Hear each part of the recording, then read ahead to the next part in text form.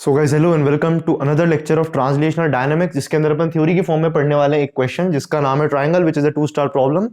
और सिंपल है ये प्रॉब्लम, ठीक है। तो प्रॉब्लम में क्या गिवन है अपने पास में, तो थ्योरी की फॉर्म में अपन पढ़ते हैं। अपन क्या कहते हैं, अपने पास यूनिफॉर्म मास डेंसिटी है, जो सिग्मा होता है ना अपना, sigma is mass per unit area. तो ये एक यूनिफॉर्म मास डेंसिटी है, ठीक है। सिग्मा इज कांस्टेंट, तो एक यूनिफॉर्म मास डेंसिटी है, ठीक है। ये डेंसिटी फैली हुई है एक ट्राइंगल में, और इस ट्राइंगल की जो कोऑर्डिनेट्स है, एक ट्राइंगल की 3 वर्टाइसेस होती है अपन जानते हैं, और तीनों वर्टाइसेस के जो कोऑर्डिनेट्स हैं वो है x1, y1, x2, y2 and x3, y3, right. And आप जानते हैं कि अगर ये 0, 0 है, then x1 i cap plus y1 j cap का मतलब क्या होगा, the position vector of this vertex जो भी है, ठीक है। इतना अपने को क्लियर है। अब अपने को प्रूव करना है कि r vector of COM is equal to a vector plus b vector plus c vector by 3।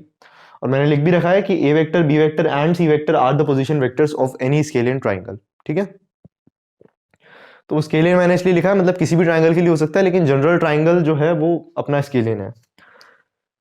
तो अपन ने क्या किया, अपन ने एक ट्राइंगल को कंसीडर किया। जैसे मैंने एक लाइन बनाई, this line is parallel to the x axis, ठीक है। और मैंने एक लाइन बनाई ऐसे, और एक लाइन बनाई मैंने ऐसे, ये बन गया अपना ट्राइंगल। कोई भी ट्राइंगल होगा, और मैं क्या कह रहा हूं आपसे कि इस ट्राइंगल के अंदर जो मास डेंसिटी है वो यूनिफॉर्म है, सिग्मा है, ठीक है। और मैंने बोला आपसे कि अब मैं एक नया कोऑर्डिनेट सिस्टम डिफाइन करता हूं, वो आपको थोड़ी देर में समझ में आ जाएगा कि क्यों किया है। This axis is x dash axis, ठीक है। और एक ये वाली जो एक्सिस है, ये जो मैं ड्रॉ की है, ये this axis is parallel to the y axis, so this is y dash axis, ठीक है। इस एक्स डैश और वाई डैश एक्सिस का जो कोऑर्डिनेट सिस्टम है दैट इज 0, 0, नया वाला कोऑर्डिनेट सिस्टम है, ठीक है। अब पोजीशन वेक्टर्स में अपने को जो रिजल्ट निकालना है उसके लिए अपन ने ऐसा किया, वो मैं आपको समझा दूंगा थोड़ी देर में। अभी अपन क्या करते हैं, अपने पास में 3 वर्टाइसेस है, तो प्रॉब्लम को जितना सिंपल हो सके उतना सिंपल अपन सॉल्व करना चाह रहे हैं, इसलिए अपन ये सब कर रहे हैं, ठीक है। तो ये वाली जो वर्टेक्स है इसके कोऑर्डिनेट्स है 0, 0, ये वाली जो वर्टेक्स है इसके कोऑर्डिनेट्स है x2 डैश, 0, और ये वाली जो वर्टेक्स है इसके कोऑर्डिनेट्स है x3 डैश, y3 डैश। यहां से मतलब अपन एक परपेंडिकुलर ड्रॉप करेंगे, तो इसके कोऑर्डिनेट्स कितने होंगे इस पॉइंट के, x3 डैश, 0, ठीक है। अब अपन को सेंटर ऑफ मास चाहिए, तो अपन सेंटर ऑफ मास ऐड करते हैं वो वाला, ठीक है ना। आपको कहीं पे अपन ने पॉजिटिव मास डेंसिटी अज्यूम की और कहीं पे नेगेटिव मास डेंसिटी अज्यूम की, वही चीज है। तो ये जो आपको छोटा सा ट्राइंगल दिख रहा है, तो अब मैं पहले नेमिंग कर देता हूं, ठीक है। Let's say this vertex is vertex A, this is vertex B and this is vertex C, ठीक है। और मैं आपसे कह रहा हूं कि ये जो बड़ा वाला ट्राइंगल आपको दिख रहा है, मतलब मैं क्या कह रहा हूं, ये जो चीज है यहाँ पे मैं इस चीज को plus sigma and minus sigma से फिल कर देता हूं। तो ये कंसेप्ट भी मुझे पढ़ाना था, तो इस क्वेश्चन के थ्रू ये कवर हो गया। तो ये वाला जो आपको ट्राइंगल दिख रहा है, यहाँ पे मैंने प्लस सिग्मा वाली डेंसिटी भरी और माइनस सिग्मा वाली डेंसिटी भरी, ठीक है। तो एक अपने पास में इस तरह की प्लेट मिल चुकी है, मतलब question is now transformed into this problem, this is plus sigma and this is minus sigma, ठीक है। इन दोनों के एडिशन से जो भी मिलेगा वो अपने को क्या होगा, सेंटर ऑफ मास मिल जाएगा अपनी रिक्वायर्ड प्लेट का। फाइन, यहां तक अपन ने किया, तो इस तरह से कुछ है ये। अब इसका जो सेंटर ऑफ मास है वो मैं आपको पढ़ा चुका हूं। अगर ये एंगल थीटा है, ये लेंथ एल है, तो इसका जो आर वेक्टर होता है सेंटर ऑफ मास का, वो कितना होता है, that is 2l/3 I cap plus l/3 into tan theta J cap. तो ये मैंने आपसे याद करने के लिए वो बोला था, और आपको समझ में आ ही गया होगा कि क्यों बोला था याद करने के लिए, ठीक है। तो अब अपन को बस सेंटर ऑफ मास लिखना है। तो फाइनली अपन क्या कर सकते हैं, अपन ने बोला कि यहाँ पे अपना कुछ है r डैश सी एम, है ना, यहाँ से लेके यहाँ तक एक पोजीशन वेक्टर है, that is r dash centre of मास, ठीक है। तो मैं आपसे कह रहा हूं कि r dash C O M vector जो है, that is comprising of x dash centre of mass and y dash centre of मास। मतलब इसके जो कोऑर्डिनेट्स है वो क्या है इस पॉइंट के, x dash C O M and y dash C O M, right. तो ये जो कंबाइंड फॉर्मूला, मैंने जब ये चीज प्रूव की थी तब भी आपको बोला था कि अलग अलग चीजें हमको सीखनी चाहिए, तो मैंने वहां पे भी अलग तरीके से फॉर्मूला लगाया था, तो सेम तरीके से मैं फॉर्मूला यहाँ भी लगाने वाला हूँ। तो अब देखो आप अपने को, सबसे पहले जो बड़ी वाली आपको प्लेट दिख रही है, बड़ा वाला राइट ट्रायंगल जो दिख रहा है, ये वाला राइट ट्रायंगल, ठीक है। इसका टोटल मास कितना होगा, half into base into height, so that is x3 dash into y3 dash. इसका मास हो चुका है। मास में डायरेक्टली ऐसे क्यों लिख रहे हैं, क्योंकि सिग्मा सब तरफ से कैंसिल हो जाएगा, इसलिए मैं उसको इनकॉर्पोरेट कर ही नहीं रहा हूं। अब अपन को लिखना है इस बड़े वाले ट्राइंगल का कितना, मतलब इसका मेरे को चाहिए x coordinate of centre of मास। तो 2l/3 मतलब टोटल लेंथ कितनी है, x3 डैश है, तो मैं बड़ा ब्रैकेट बनाऊंगा, सो 2x3 डैश बाय 3, 2l/3 के हिसाब से ही आ गया। और y कोऑर्डिनेट चाहिए तो इतना है, तो y कोऑर्डिनेट देखो l जो है, ये चीज कितनी थी अपनी x3 dash, divided by 3। tan theta की वैल्यू रखो यहाँ से, ये एंगल अगर थीटा है तो tan थीटा कितना हो गया, perpendicular upon base, so that is y3 dash upon x3 dash. So it is y3 dash upon x3 dash, इससे ये कैंसिल होगा, तो अपना जो y coordinate of centre of मास आएगा that is y3 dash upon 3। तो यहाँ पे मैंने लिखा y3 डैश अपॉन 3। अब नेगेटिव, क्यों नेगेटिव, क्योंकि यहाँ पे इसी को अपन ने माइनस सरफेस डेंसिटी से भी फिल किया है, तो उस हिसाब से ये वाला जो ट्राइंगल आपको दिख रहा है ये, इसका मास कितना होगा नेगेटिव में, half into base into height, so that is x3 dash minus x2 dash, है ना, इंटू y3 डैश। और इसका अपन को क्या लिखना है, अब इसका अपन को लिखना है x coordinate and y coordinate of centre of मास। तो देखो मैं आपको ब्लू पेन से दिखाता हूं, इसका जो x कोऑर्डिनेट होगा यहां से 2/3 times x3 dash minus x2 dash पे सिचुएटेड होगा, लेकिन अपन को जो कोऑर्डिनेट है वो इसके रेस्पेक्ट में लिखना है, तो अपने को x2 डैश जो है उसको ऐड भी करना पड़ेगा। तो 2/3 x3 dash and minus 2/3 plus 1 that is plus 1/3, so 2 times x3 dash, है ना, and plus x2 dash divided by 3, और y कोऑर्डिनेट सेम ही रहने वाला है y3 dash upon 3, and this should be divided by the total mass of the system which is half x3 dash y3 dash minus half times x3 dash minus x2 dash multiplied by y3 dash। अब पूरे में से half y3 dash जो है वो सब तरफ से कैंसिल हो जाएगा, ठीक है। तो I hope it is clear to you. तो उस चीज को मैंने उस रिजल्ट को काम में लिया है, इसलिए मैंने वो चीज आपको वहीं पे पढ़ा दी थी, ठीक है। तो डोंट स्किप लेक्चर, जैसा मैं बता रहा हूँ आपको पहली चीज पता चली गई होगी यहाँ पे। और जो इनफाइनाइटिसिमल एलिमेंट्स वाले लेक्चर है वो प्लीज देख लीजिएगा, आगे जाके बहुत ज्यादा काम आने वाले हैं। इसके बाद क्वेश्चन सॉल्व करने वाले हैं अपन सिलेंड्रिकल सेगमेंट, वहां पे सब कुछ काम आएगा। मतलब basically we are going to do triple integration जो अपन कॉलेज में पढ़ते हैं, राइट। तो R vector C O M जो है उसको सिंप्लीफाई कर लेते हैं फटाफट से। तो R vector C O M is equal to what, तो इसको मल्टीप्लाई करोगे तो 2x3 डैश का स्क्वायर, राइट, तो ये बचता है 2/3 x3 डैश का स्क्वायर, है ना, और इधर से भी ले लो इसको, तो minus x3 dash minus x2 dash into what, into 2 times x3 dash plus x2 dash, this total is divided by 3। तो ये तो अपना आ चुका है x coordinate of centre of मास, है ना। और अच्छा नीचे वाले से भी डिवाइड करना है ना अपने को, तो देखो x3 डैश जो है वो माइनस x3 डैश से कैंसिल हो जाएगा और बचेगा नीचे सिर्फ प्लस x2 डैश। तो ये जो पूरा ब्रैकेट है ना, इसमें से इसको डिवाइड करना है किससे, x2 डैश से, ठीक है।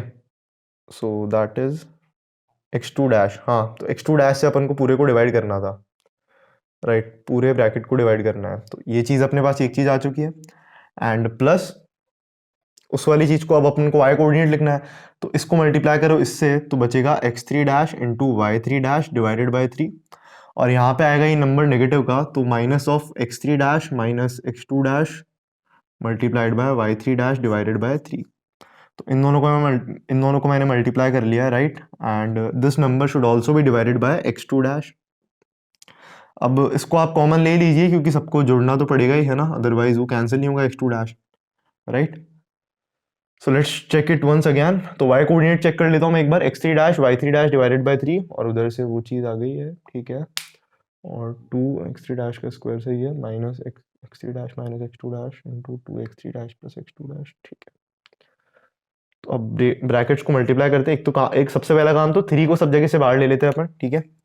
तो it is 1/3 times x2 dash, ये सब तरफ से बाहर है, अपन कॉमन ले चुके हैं। तो ऊपर क्या क्या बच रहा है अपने पास, देखो 2 टाइम्स x3 डैश का स्क्वायर माइनस, अब देखो 2x3 dash into x3 dash that is 2 times x3 dash का square, x3 dash x2 dash and minus 2 times, तो माइनस का 1 टाइम्स बचेगा x2 dash and x3 dash, ठीक है, एंड एक तरफ बच जाएगा x2 डैश का स्क्वायर। तो ये चीज़ अपन कर चुके हैं, अब इसमें जोड़ देते हैं अपन ये चीज़, तो x3 dash and y3 dash, ये चीज़ आई, और माइनस का x3 dash y3 dash and plus x2 dash y3 dash.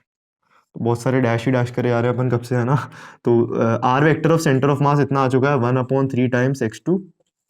Now ये चीज़ इससे कैंसिल होगी, ठीक है, तो अब कैंसिल करना है फटाफट, तो एक इसको इससे कैंसिल करो, राइट।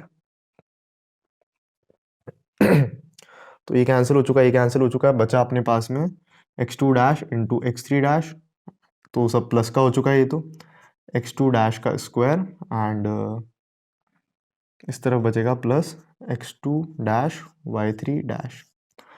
तो x2 डैश से सब तरफ कैंसिल करो, ठीक है। तो फाइनली अपने पास में बचेगा 1/3 times x3 dash plus x2 dash plus y3 dash. अब x3 dash plus x2 dash क्या है, या तो x3 dash plus y3 dash को अपन लिख सकते हैं क्या, तो ये जो वेक्टर है यहाँ पे अपने नया वाला जो अपना फ्रेम है उसमें ये वाला जो वेक्टर है that is what, a to c vector. a to c vector is x3 dash plus y3 dash, that is ac vector, y cap j cap लगा लेना। तो ये चीज जो लिखी है दैट इज ac वेक्टर, और सिमिलरली यहाँ से यहाँ तक का जो वेक्टर है दैट इज ab वेक्टर। तो फाइनली जो अपना रिजल्ट आया है उसको मैं लिख सकता हूँ RCOM वेक्टर जो है that is equal to what, 1/3 times AC vector plus AB vector, right. अब आप एक चीज ऑब्जर्व कीजिए, है ना, अपन को अब ओरिजिन को शिफ्ट करना है, we need to do origin shifting, क्योंकि अपन को ओरिजिनल कोऑर्डिनेट सिस्टम में चाहिए अपना आंसर, क्योंकि ओरिजिनल कोऑर्डिनेट सिस्टम में पोजीशन वेक्टर्स आने चाहिए, मतलब with respect to this position, with respect to this coordinate system, इस वाले का जो पोजीशन वेक्टर है वो है ए वेक्टर, इस वाले का है बी वेक्टर, इसका सॉरी, और इसका जो है सी वेक्टर है। ब्लू पेन से जो मैंने तीन लिखे हैं, A vector, B vector and C vector, ये हैं position vectors of this scalene triangle with respect to the original coordinate system, right. तो अब आप देखेंगे तो आर डैश सॉरी या R vector center of mass, this is equal to R dash centre of mass plus यहां से यहां तक वाला वेक्टर आपको ऐड करना पड़ेगा। तो ये वेक्टर जो है that is the position vector of A vector, ठीक है। तो ये फॉर्मूला होता है, आज पढ़ लीजिए इसको, ठीक है। जब भी अपन सेंटर ऑफ मास में ओरिजिन शिफ्टिंग करेंगे तो इस तरह से शिफ्टिंग करेंगे कि ओरिजिनल कोऑर्डिनेट सिस्टम जो है उसके रेस्पेक्ट में जो सेंटर ऑफ मास का पोजीशन वेक्टर है that is equal to R dash centre of mass vector plus the position vector of the new of the modified origin, इसका पोजीशन वेक्टर आपको यहाँ पे ऐड करना पड़ेगा। अब देखो कैसे करेंगे इसको अपन सॉल्व। तो आर वेक्टर COM जो है that is equal to R dash COM, तो this is R dash COM, तो लिखते हैं अपन 1/3 टाइम्स, तो ये भी आर डैश है, ठीक है, AC वेक्टर प्लस ये कैपिटल लिखा है ध्यान रहे, है ना, and plus small A vector. अब इसको देखो मैं आगे सॉल्व करता हूँ, तो 3 को नीचे रहने देते हैं, 3 टाइम्स स्मॉल ए वेक्टर हो गया ये, AC वेक्टर को लिख दो small C vector minus small A vector, plus AB vector को लिख दो small B vector minus small A vector, और फाइनली यहाँ से देखेंगे तो +3 - 2 कितना हो चुका है, +1। So R vector of centre of mass becomes A vector plus B vector plus C vector divided by 3। So this was the result अपन को जो प्रूव करना था। अब इसमें एक कंसेप्ट और आता है, what is a plated triangle. तो यार एक प्लेटेड ट्राइंगल क्या होता है, देखो मैं आपको बताता हूँ कि जैसे अपन ने एक ट्राइंगल बनाया है ना, लेट्स ड्रॉ एनी ट्राइंगल, ये अपन ने ट्राइंगल बनाया, ठीक है, जो अपना वो ट्राइंगल है सेम ट्राइंगल है ये, ठीक है, ज्योमेट्रिकली नहीं देखना है इसको। तो इसका पोजीशन वेक्टर ए वेक्टर है, इसका बी वेक्टर है, इसका सी वेक्टर है, सब स्मॉल में। तो ये वाली जो एज है इसका जो मिड पॉइंट होगा उसका पोजीशन वेक्टर कितना होगा, A vector plus C vector divided by 2। इसका जो पोजीशन वेक्टर होगा मिड पॉइंट का वो कितना होगा, A vector plus B vector by 2। इसका पोजीशन वेक्टर होगा B vector plus C vector by 2। तो जो मिड पॉइंट्स हैं उनको मैंने ज्वाइन कर दिया, राइट, उनको मैंने ज्वाइन कर दिया। तो इस नया ये जो नया ट्राइंगल अपने को बना मिला है, इस नए ट्राइंगल का जो सेंटर ऑफ मास होगा वो पुराने वाले के साथ में कोइंसाइड करेगा, क्योंकि अपना जो फॉर्मूला कहता है वो कहता है तीनों पोजीशन वेक्टर्स को आप जोड़ दीजिए और 3 से डिवाइड कीजिए। तो तीनों को जब जोड़ेंगे तो ए वेक्टर भी 2 बार आ गया, बी वेक्टर भी 2 बार आ गया, सी भी 2 बार आ गया, तो 2 से 2 कैंसिल होगा और वापस you will get the same result. तो this is a plated triangle. अब इस नए वाले के तीनों मिड पॉइंट्स को जोड़ के नया ट्राइंगल बनाओ, ऐसे करते जाओ। तो फाइनली जो सेंटर ऑफ मास होगा वो ओरिजिनल ट्राइंगल के जहां पे लोकेटेड था वहीं रहेगा, सेंटर ऑफ मास की पोजीशन चेंज नहीं होगी। सो this was the concept of centre of mass calculations में जो 2 स्टार प्रॉब्लम अपन ने पढ़ी है दैट इज ट्राइंगल।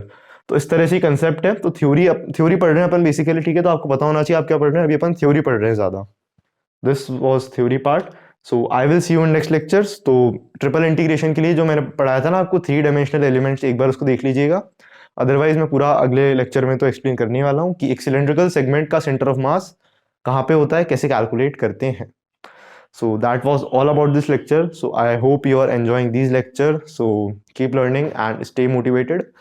So मिलता हूँ आपसे अगले lectures में. Till then, have a wonderful day ahead and thank you.